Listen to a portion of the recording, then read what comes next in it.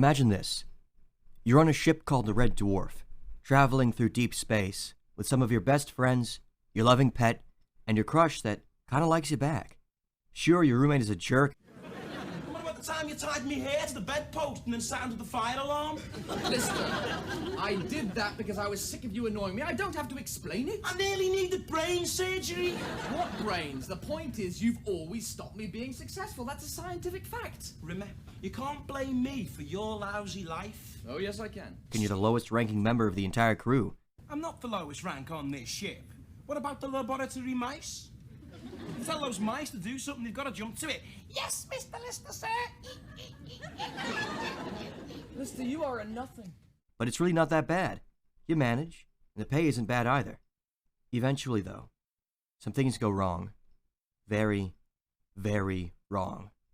Your captain finds out you brought your pet on board, and he wants it handed over and euthanized. And your only other option is to enter stasis for the rest of the voyage and forfeit any pay. It's a terrifying prospect, isn't it? Of course it is. But for Dave Lister, it was merely a setback. If you haven't already guessed, and I hope you have, I'm describing the plot of the show Red Dwarf, created by Rob Grant and Doug Naylor, which first aired on BBC on February 15, 1988. It was a smash hit that filled the void many were feeling once the cancellation of Doctor Who rolled around in 1989, earning a Metacritic score of 84 out of 100 and winning an International Emmy Award for one of its most stylized episodes, Gunmen of the Apocalypse, in 1994. What now? It's down to Crichton. Well, Sheriff, now it's just little old you. I'm not afraid, Mr. Detzer.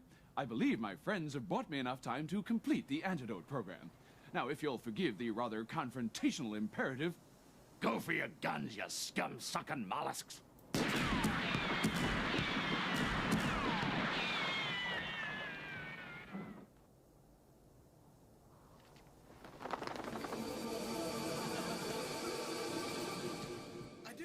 Red Dwarf focuses on Dave Lister, a man with no notable qualities. Luna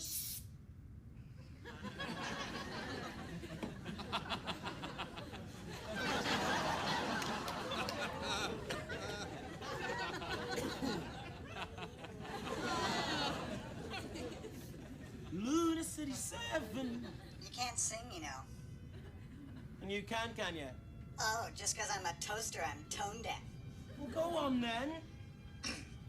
Welcome to the Starlight Ballroom. Hey, fly me to the moon and let me...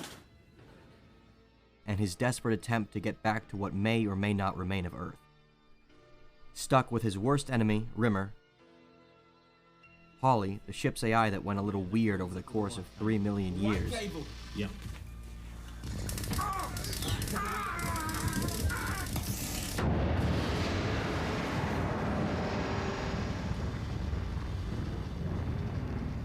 Or is it the yellow cable? Yes, I think it should have been yellow. Crichton, an android that can't seem to grasp the concept of not living to serve. Look at you. What are you doing? Why are you doing all this? Oh, serving makes me happy, sir. But what about you? Don't you ever want to do anything just for yourself? Myself? Well, that's a bit of a balmy notion, if you don't mind my saying so, sir. And last but not least, Cat, the final member of the species that was birthed by Lister's pet cat's kittens over the course of 3 million years in heavy radiation, who ended up believing that Lister was some kind of mythical god named Cloyster, and that his original cat was a sort of Virgin Mary who created their kind. This is me? No, that's not you, that's Cloyster. He was the father of the cat people. He lived years ago at the beginning. Who's that? That's him frozen in time. No, that's me! I was sent to stasis. That's what frozen in time is. He did that to save Frankenstein. Look, Frankenstein was my pet cat. Look, Lister, Cloyster, Lister, see? Listen, you stupid monkey. Cloyster is another name for God. That's what I'm saying. I am your God.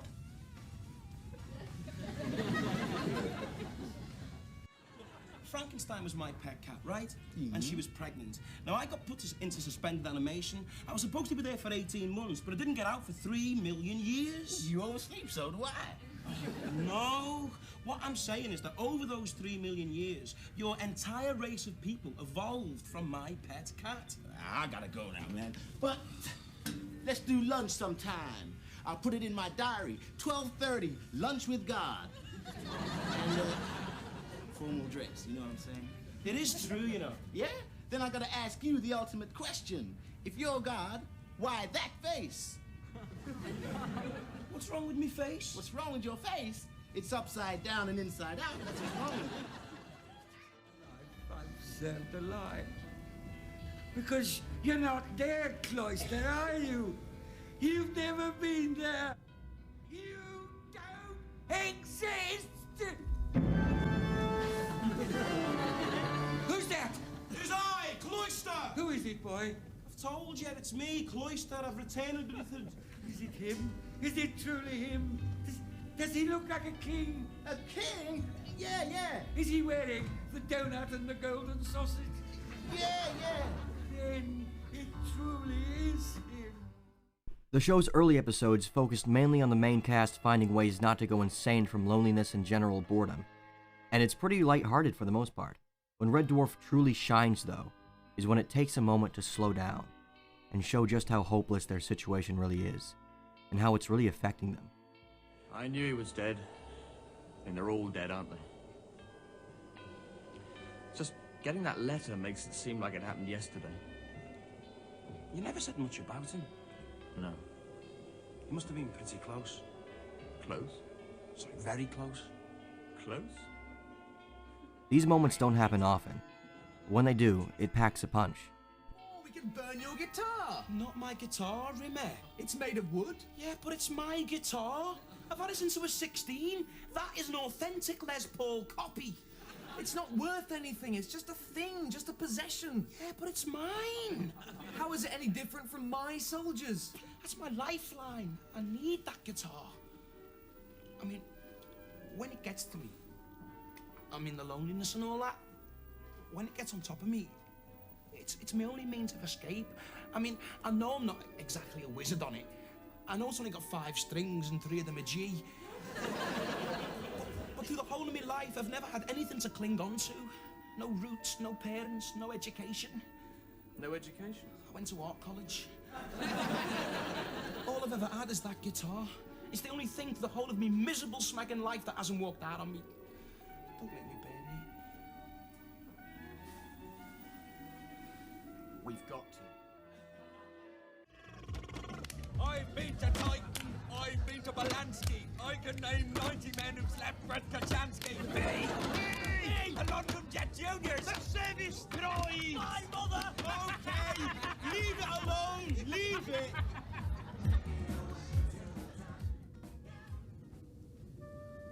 Alone?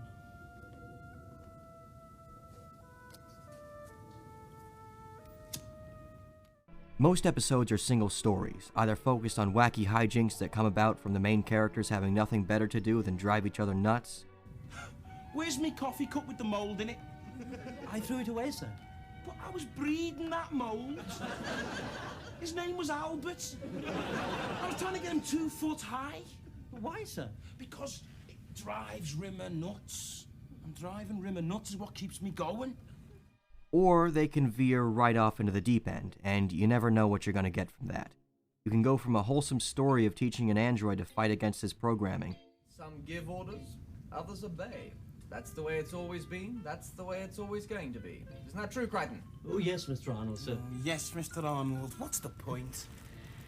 Oh, I finished, Mr. Arnold, sir. Excellent, Crichton.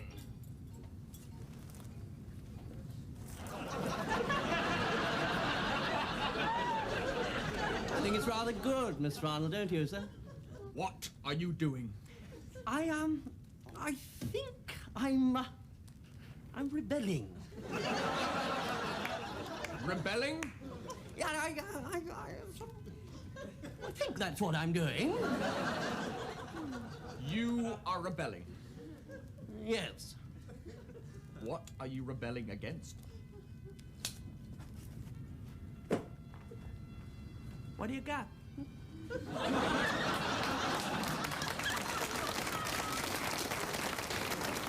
Dinosaur breath. Molecule mine.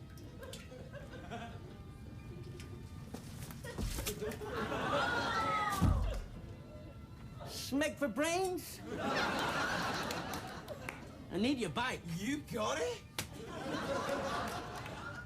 Swivel on it, punk.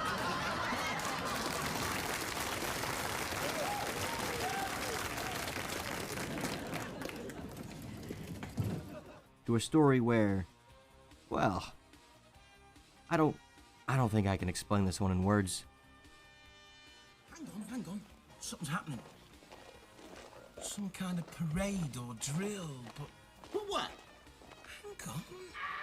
These guys aren't Nazis. They're all wearing different period costumes. There's one looks like Al Capone. There's another like Mussolini. Richard III, Napoleon. Smeg, it's like all the worst people in history have been brought together in one place. Oh my God, there's James Last. I recognise him from Rimmer's record collection. What are they doing? They're just lining up in some kind of firing squad. Whoa, hang on. Someone's being brought out. They're tying him to a stake. It's Winnie the Pooh. What? Winnie the Pooh, I swear. He's refusing the blindfold. They tying Winnie the Pooh to the stake?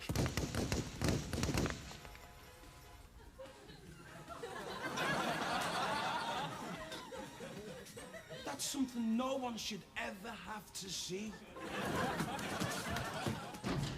Red Dwarf is funny, it's heartfelt, it's even action-packed at times, and it somehow manages to do it all with nothing more than 5 characters and quite a few repeating sets.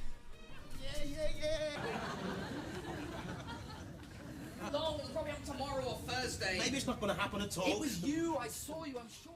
This is most likely due to the rather low budget the series had at the beginning of its run, with seasons 1 and 2 featuring only a few sets that were identical across both, and season 3 onward having much more diverse locations.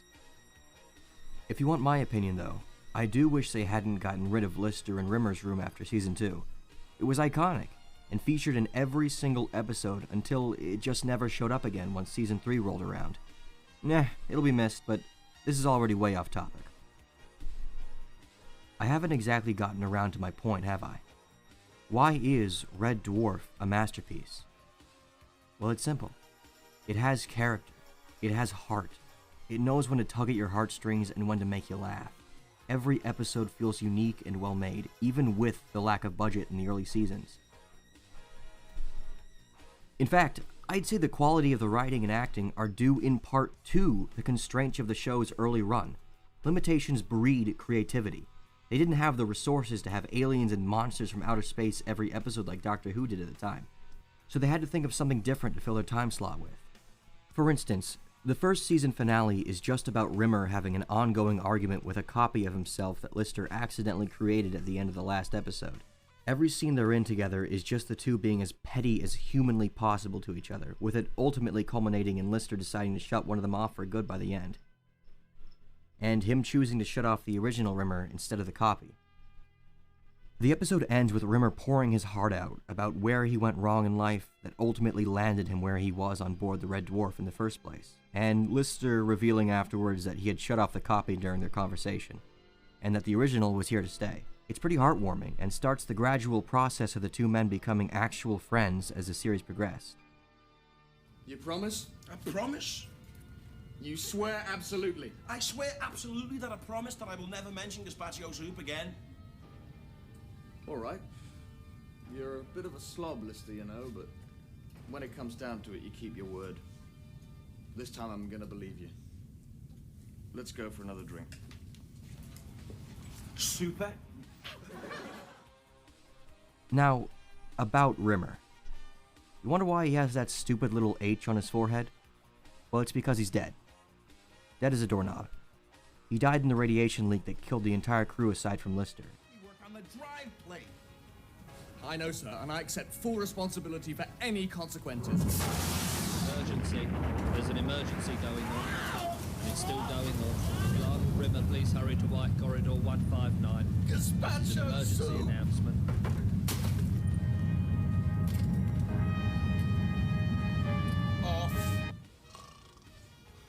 and he's only been brought back as a holographic recreation of the man he was by Holly in order to help Lister keep the ship up and running, much to Lister's dismay. Holly, why Rimmer's hologram? Why did you have to bring Rimmer's hologram back? He was the most unpopular man on board this ship. I mean, he even had to organise his own surprise birthday parties. And who should I have brought back then? Anyone? Shen, Peterson? I mean, Herman Goering would have been more of a laugh than Rimmer. I mean, okay, he was a drug-crazed transvestite, but at least we could have gone dancing.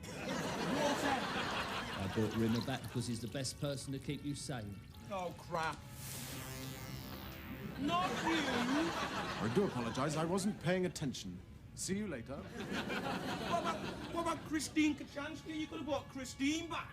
In your entire life, your shared conversations with her totaled 173 words. So?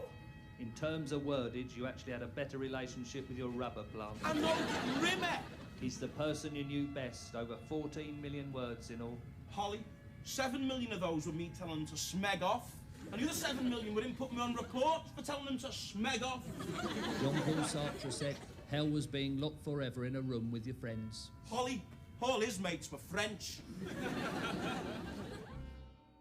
Rimmer is just a projection, and he can't touch or be touched by anything.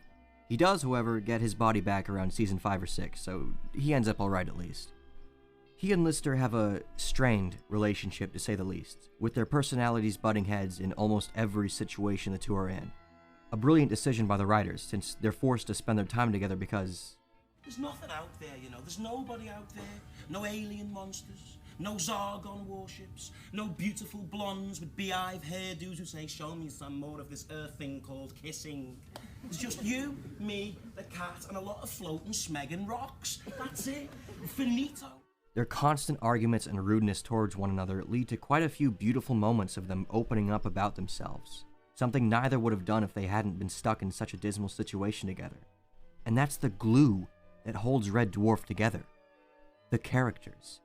Like I said, there's only 5, so as you get further and further into the series, you're bound to get a good feel for their personalities, wants, and needs, which makes those moments where they break character and develop all the more special. We, as the viewers, get to see Crichton turn from timid, skittish, and completely subservient. I have strange thoughts when I'm asleep. Yeah, they're called dreams. My favorite one is that I'm in a garden. I've never even seen a garden except in books. And I've planted everything and made it grow. It's my garden. And there's no one there but me, just me and all the things I made live. Silly. No, it isn't. Find a planet with an atmosphere and do it. I can't. I'm programmed to serve. There's no one to serve now, Crichton. That's the point. What about Mr. Arnold? I've got to complete Mr. Arnold's tasks. The quick-witted and by far the smartest and most resourceful character on the show. I have no memory of them. In which case, Mr. Rimmer, sir, I should like to take this opportunity of saying that you are the most obnoxious, trumped-up, farty little smeghead it has ever been my misfortune to encounter. We get to see Cat let go of his vain and self-absorbed nature and begin to actually care about the rest of the crew. We see Rimmer go from a bumbling coward to a man willing to sacrifice his own life without so much as a thank you in return. So what do we do? Have we got any chance of winning? Their craft is greatly upgraded. We have no chance whatsoever. Then I say fight. Mr. Rimmer? Better dead than Smeg. Yes. And last but not least, we see Lister let go of his slobby and lazy nature and become the, albeit unwilling, leader of the crew, completely and utterly willing to put their lives ahead of his own at every turn. Right. You're still not dead. Want any help? If you want him, you're gonna have to come through us. Because your big mouth again. Is that the way you want it? It's the way it is. Then you better leave an address with your body, so I can mail it to your head. It's all right, Mr. Davis. The immense yet carefully gradual character progression from season 1 onwards is absolutely superb, and it's exactly the reason why I urge everyone to watch the show, and, if they're really into it, read the 4 novels that spawn from the series as well. They're just as good, if not more so in some aspects. I won't spoil anything though.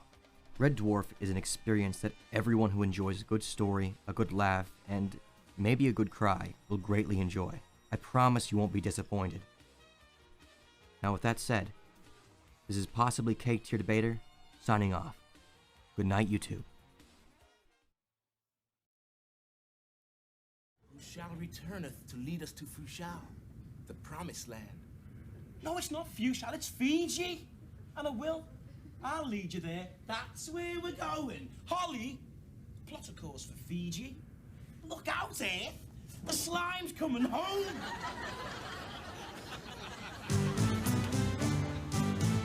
It's cold outside, there's no kind of atmosphere. I wanna love, more or less. Let me fly far away from here. Fun, fun, fun. In the sun, sun, sun. I want to lie, shipwrecked, comatose, drinking fresh mango juice. Goldfish shows, living on my toes. Fun, fun, fun. In the sun, sun, sun. Fun, fun, fun. In the sun, sun, sun.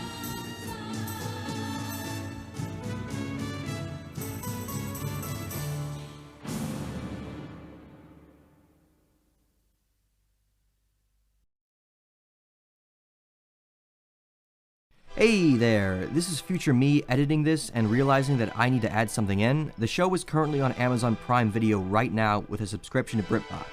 No, this is not an advertisement, and no, I'm not sponsored. Although I wish I was. It was on Netflix for quite a while, but it was taken off a few years ago, unfortunately, and Amazon Prime seems to be the only place where I can find full episodes that aren't remastered. With the only remaster being that they ruined the effects and sound quality with terrible early 2000s editing. I urge you to go watch it if you're looking for a good story and if you're just bored during the quarantine going on right now with COVID-19. Stay safe out there, folks, and thanks for watching.